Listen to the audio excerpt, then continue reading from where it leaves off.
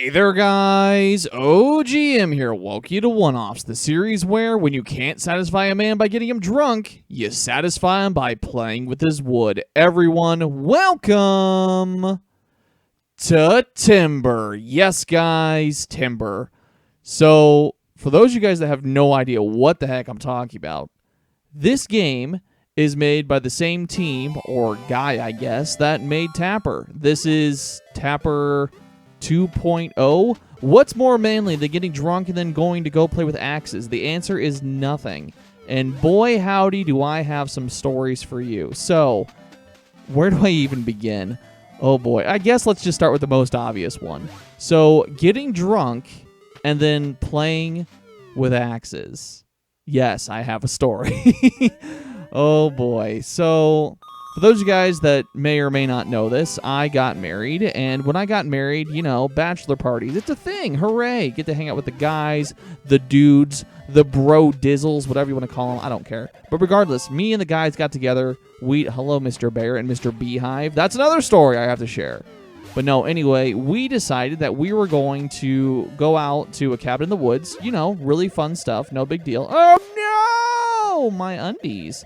I see London, I see France, I see hearts upon my underpants. Also bird. Anyway, we decided it was going to be a great idea to go ahead and go out to the middle of the woods, right? And when I say we went out to the middle of the woods, I mean there was no civilization around us completely. So, where we went, and I have to describe all this or it won't make sense. So stay on the log for extra points. All right, here we go. Get ready to roll. Come on, baby. Nope, poopy. Well, I lasted 3 seconds. Hey, better than nothing. But regardless, with that being said, we went out to the middle of the woods, and in the middle of the woods, there was nothing. But anyway, let me describe this whole place to you. So, when we went down there, we went like 2.5, 3 hours away, and like we went through a city. And then we went through countryside, and then we went through a city, and then countryside, then a small town, and then more countryside, and then it was nothing but just wooded area. Like, we were on, like, an overgrown, well, I shouldn't say overgrown, but I guess like an overhead tree overlapping grown path. It was like a byway. It wasn't even a highway anymore. It was a straight byway with trees hanging over to the top. But it was insane. I don't know why I just tried to walk off screen there. I just realized. Whoops. But it was insane, and when we got out there, it was fun, had an absolute blast. Memories were definitely made there, but one of the big things I wanted to do on this trip, besides, like, you know, hang out with my friends, play video games, play board games, etc., they had a axe-throwing place that was about 45 minutes away, because, you know, we had to drive back into town because we weren't out in the middle of the woods anymore. So we drove back in town, and we got there, and we're like, hey, guys, we want to set up an axe-throwing thing. They're like, all right, cool, no big deal. We just had a party come in here right before you. They were unscheduled, so we have to serve them first. And we're like, okay, no big deal. So they get them, and the party walks in, and like, all right, how many's in your party? He's like, oh, it's just going to be us. And then I don't know what happened, but somehow, some way, like, more of his party showed up.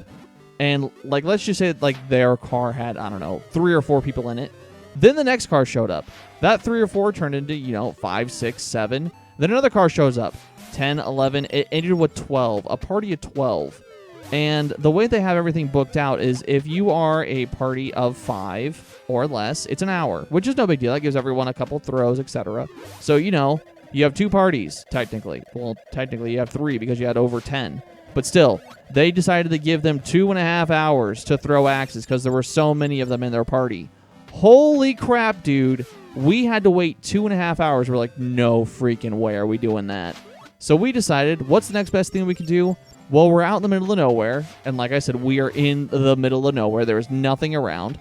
Let's go ahead and check out the Walmart. We can at least screw around, have some fun in there. Maybe we can get a couple laughs, maybe get some more drinks and whatnot. That way we can take it back to our campsite, our cabin in the woods. And so we go to Walmart. And wow, 200 seconds bonus left. Holy crap, I didn't realize how low my time was. Stay on the log for extra points. Get ready to roll. So can I do it longer? I can do it longer. Let's go, baby. Perfect. Anyway, with that being... Oh, no. Sassy. Little sassy log. Little sassy log. Poop. I stayed alive for 11 seconds. Go me. Hooray. Anyway, we went to the Walmart, and when I say this was like a country bumpkin Walmart, I mean like this was crazy Walmart Central. Like obviously it was like a super Walmart. It had like the food and everything in it. No big deal. Also, I destroyed that honey hive. Hooray. No more beehive. I will destroy you again. I will take it. I'm destroying all the beehives right now. Lucky me. Go away, Mr. Bear. I want nothing to do with you. Anyway, we destroyed that Walmart. Like, we went to every aisle, like kid toy aisles, everything. We were having fun. Like, that's, I mean, you're on a bachelor party, whatever, no big deal. Anyway, though, so eventually, without going like all the details of the Walmart, we found the home and garden section. And I'm sure you can only imagine a bunch of adults finding a home and garden section when you're slightly inebriated. We found axes. And again, right across the street, well, maybe like, I shouldn't say right across the street, maybe like 5 minutes down the road, if that, from the place that you can do the axe throwing. So, of course, what are you going to... Oh, no, I ran out of lives. No! It's fine. If you guys can't tell, I love this game. I've played it a lot. But with that being said, we found the home and garden section. And in the home and garden section, we found axes. The exact same axes, like I guess the exact name brand axe, not obviously the exact same, but the exact same name brand axe as the ones that were being thrown at the axe throwing location. So what are you going to do? You're going to buy your own hatchets / axes and throw at your cabin. So we buy 3 axes and we go back to the cabin. Now, I don't know if you guys know this, but if you don't throw an axe properly, or when you know you're slightly inebriated, or to the right tree, axes bounce. Oh, yes, they bounce. So we threw an axe, and by we, I mean I threw an axe, because of course they're going to make me go first. My bachelor party. I throw the axe, it bounces off the tree, and comes flying back at us. We're like, oh my gosh! Nearly peed our pants, nearly died. It's fine. Oh, jeez. But it was a lot of fun. That is definitely going to be one of like my lifelong memories. My friends be like, so remember that one time that we all almost died because we didn't know because we're idiots? Yeah, me too. It's fine. Hello, Mr. Bear. Goodbye, Mr. Bird. Perfect. I'll take it. Go away, Mr. Bear. Thank you. But anyway, now for the bee story. Now that we're actually here. So this story is going to be a bit of a lesson, and if you guys don't like my engineering stories, I'm sorry, because this is going to be a whole lecture. So everyone, Professor Oscar is in session. Please find your chairs and pull out your notepads, because we are going to be here for a minute. Maybe 2. You know, if you're lucky, we might be out of here before 5 o'clock. It's fine. Everything's fine. But regardless, with that being said, so electromagnetism. just jump right into it. Electromagnetism. No, so the whole entire reason why I'm bringing up this story with the bees is I actually just did a job out here about 45 minutes, an hour away from my house. And this job was we were going to commission and take over. Oh, geez, I got double whammy right there. We were going to commission and take over. Oh, my gosh, a double again. Am I dead? I'm probably dead. I'm dead. Let's try this again. Commission and take over...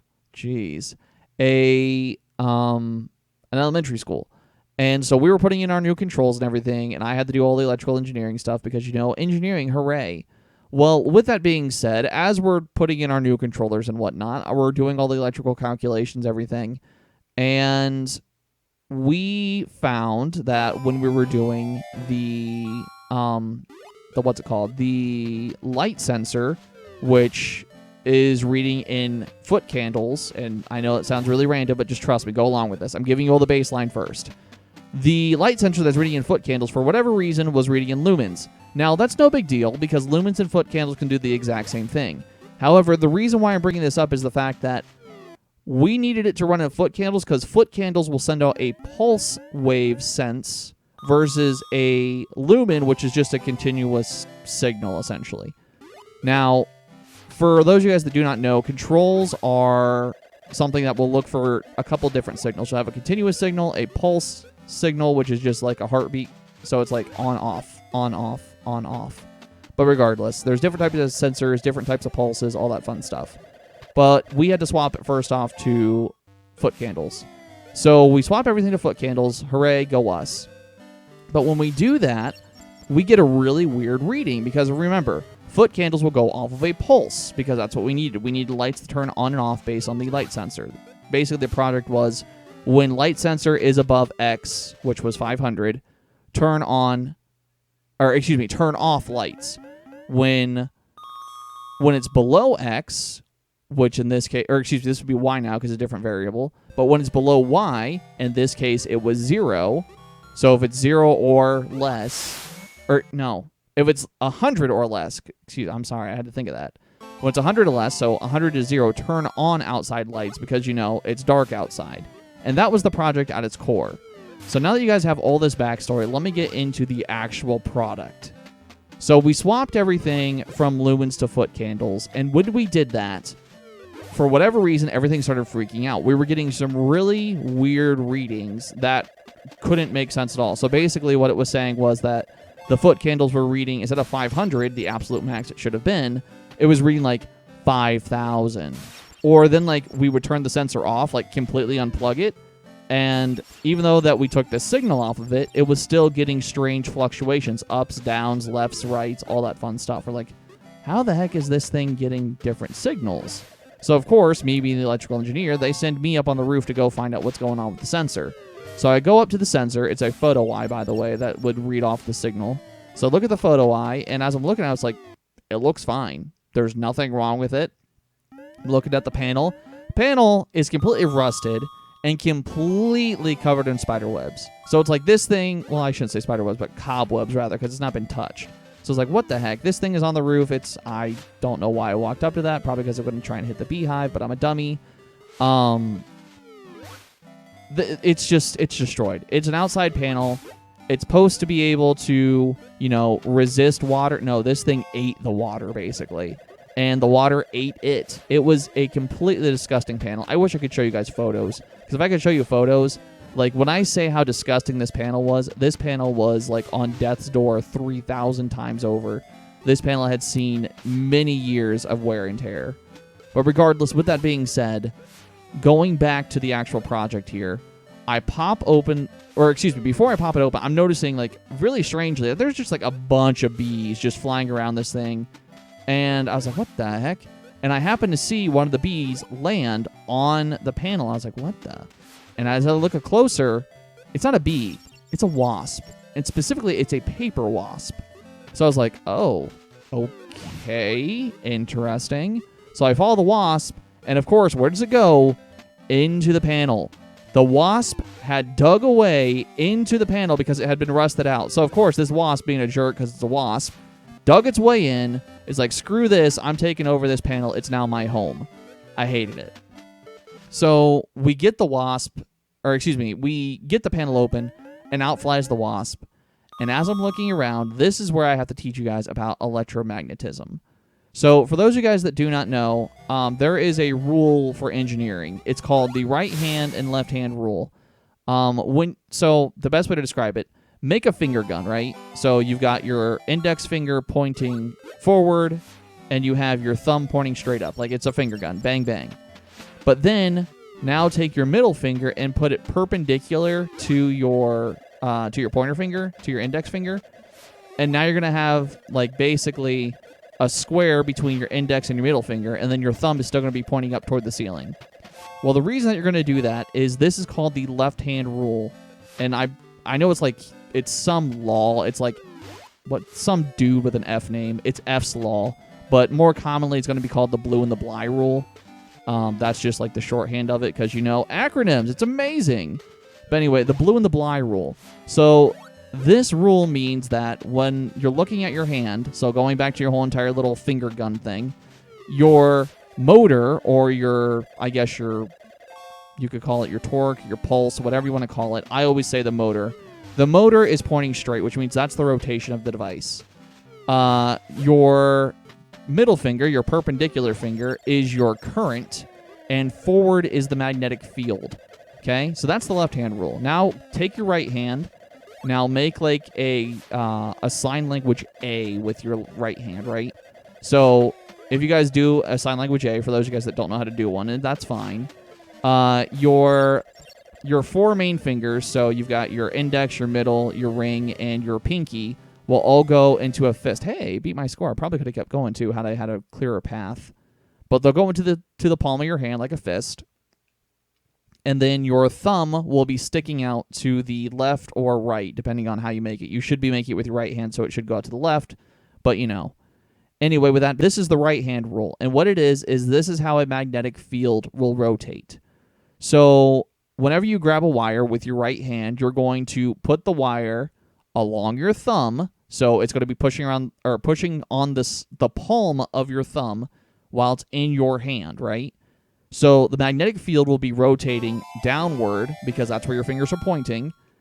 Meanwhile, your thumb will be showing you the way of the current, which is going to be going left in this case. Now let's say, okay, well, the current's not going left, it's going right. Well, if the current's going right in the circuit, then you would just grab it backward, where your thumb is pointing to the right, and then your fingers are pointing upward toward the ceiling, toward the sky, whatever you want to call it. And that is how you get the reverse of that. Now, the blue and the Bly rule is very important because all wires, every single one, if they go over a long distance and they're carrying current, very important, long distance carrying current will create electromagnetism, which means that wires will interact with one another. So if you guys think that I'm crazy, take two really long wires, just for like a little thought experiment. Take two really long wires, put them right beside each other. Let's say they're carrying, I don't know, 20 amps. Just, I don't know. I'm giving you an example. Really long wire, let's say 1,000 feet, 20 amp wire, or excuse me, not 20 amps. It's carrying 20 amps. With that being said, that wire now will begin to experience electromagnetism because it's so long and it's got so much current in it. Now, I don't think for something that short, or excuse me, that low would do it, but regardless, the point is that you would experience electromagnetism.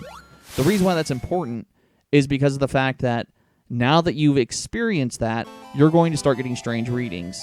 So going back to the whole entire WASP story, following the wire, this wire is easily over 500 feet because it's going from the actual control panel up to the roof to the actual photoelectric eye. So at the photoelectric eye, this device has the panel been broken into by wasps.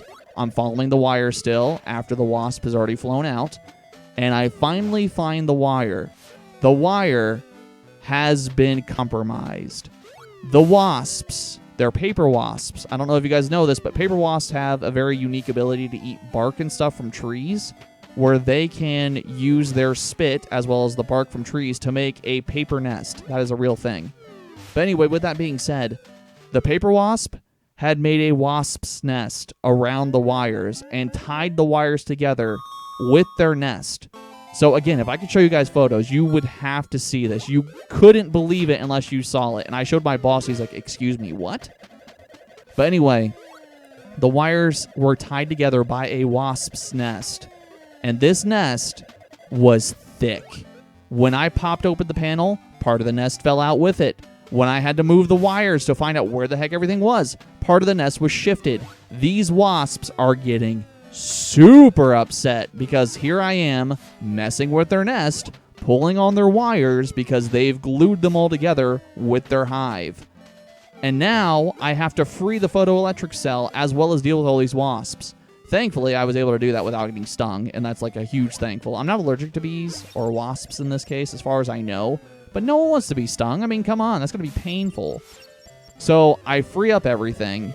And as I free everything up, I then have to deal with the simple fact of now I got to close up this panel while these wasps are upset. Plus, I have to patch up that hole because we don't want the wasp getting back in there to build another nest. Okay, come on. That was a cheap shot, Mr. Bear. There was no reason you should have hit me there. You know that. But yeah, so I had to deal with all of that crap. I finally get all of that situated.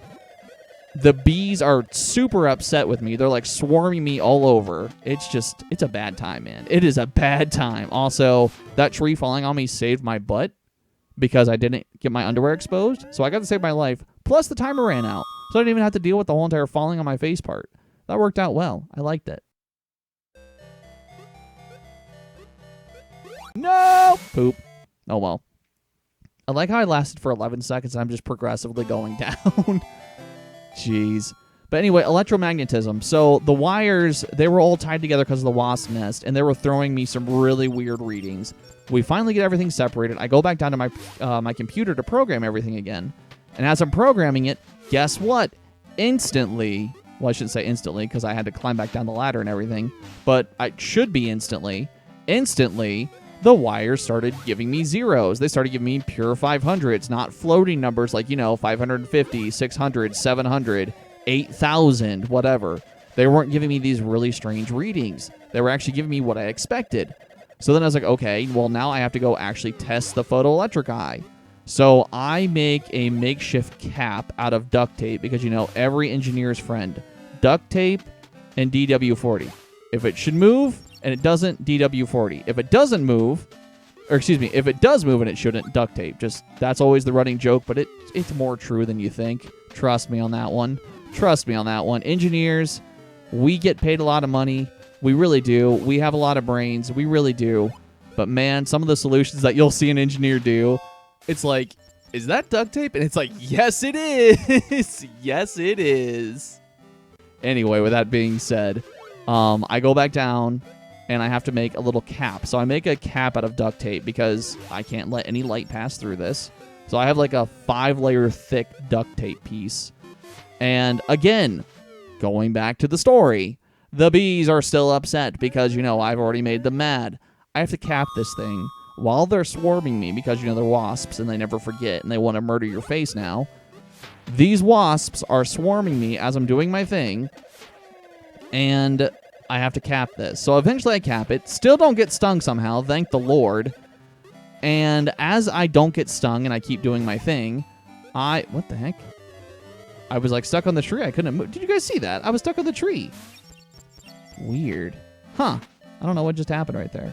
Anyway, I get everything recapped, and I start going down back to the computer so I can go and test out everything. And of course, everything's working now. Hooray. I solved the problem because I broke up a wasp's nest.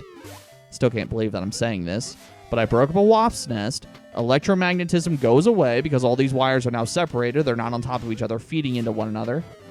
And now that I've done that, everything's operational. Hooray. Everything works. Go us, right? Go team. But here's the thing. I have to go take off the cap because I still have to go test the dang thing. So then I go back up to take off the cap. Now, these bees are fed up. I've messed with them this much. I've messed with the sensor that they've already put a hive around, all that different stuff. So this is now the 4th time I've gone up there, and this is the final time I've gone up there. 4th time I go up, these bees are done with me. They're like, oh my gosh, this guy. Look at this guy messing with our nice new hive. You guys know that reference? I love you. But seriously, here I am messing with them. So they decide to come at my hands now because, I'm moving their nest out as I'm taking off my cap. And again, I don't get stung. It's probably because I'm wearing gloves because, you got to wear electrical gloves when you're working with high power. And I was because I'm in a hot panel. Hot, by the way, just means that it's an active panel. But regardless, I'm working in a hot panel. And as I am removing the duct tape cap, I put it off to the side. And lo and behold, what happens? A wasp lands on the cap. And of course, I, being cruel and unusual punishment, decide to then wrap the cap in on itself because, it's duct tape. And once you stick duct tape to itself, it never breaks off. I wrap the duct tape around itself, or I guess cap it on itself because it's hollow in theory. The bee is stuck inside. The wasp is stuck inside, whatever you want to say. And the wasp doesn't get out, as far as I know. I throw it in the garbage can because they have a gigantic dumpster. I walked away from the project. I wiped my hands clean. I was just all done. Don't care. Bye. And I left. And to this day, which is now, I don't know how many weeks ago did it, maybe even a couple months ago now. Regardless, a long time ago now, I've done that project. It's done. I don't care. I've not thought about those wasps once. Just saying, those wasps are dead to me. But yes, the point of the story is wasps are mean. Somehow they have electrical engineering insight where they can wrap wires together with their hives, because I hate it. Paper wasps have a special spit that they can use chewed bark to, glue things together because they suck. And most importantly of all, electromagnetism, because electrical engineering. Remember, the blue and the Bly rule, the left and the right hand rule. Magnetic field, motor current, or not motor current, I'm sorry. Motor, I always just say the motor shaft is what it is. And then the current. Or just electromagnetism, the electric field, and current itself. No big deal. But there you guys go. This has been your engineering lesson with me. Thank you for joining me on my journey. Your homework 503 through, 569. I know it sounds like a lot, but trust me, there's a lot of pretty pictures because engineering books have a lot of pretty pictures that explain things. It's a lot of words, don't get me wrong, but they do have a lot of pretty pictures to explain things. So realistically, if you were like do a back-to-back page, like if you read a chapter book, it's probably, 20 pages. Out of all those pages, a lot of photos, trust me. But yeah, that was your fun story. I could get into the formulas, but that's a whole lot of math, and no one wants to do that type of math. I don't like doing that type of math, but I have to do it. Yay. Not really. But yeah, anyway, that's my story. I'm sticking to it. Cannot believe that wasps are that smart. If you guys see a wasp, I'm sorry. If you guys are environmentalists, good for you, but I say murder them all because they'll mess up your wires. This is what I've learned. But honestly, out of everything, out of that whole story, the most impressive thing to me is the fact that, one, the wasps put their hive around the wires. I don't know if they got cold or something in the winter, so they're trying to hibernate. So, like, they did that. That way they could keep warm off the wires, because high-power wires get really warm, by the way, if you guys don't know that. But also, the simple fact of, too, how did they, like, bore into a, stainless steel panel? They had to have chewed at that thing a long time. Like, yes, it's going to rust. I get it because of all the rain and the corrosion and whatnot. But again, that's negligence on the customer's part for not taking care of their panel. I understand that.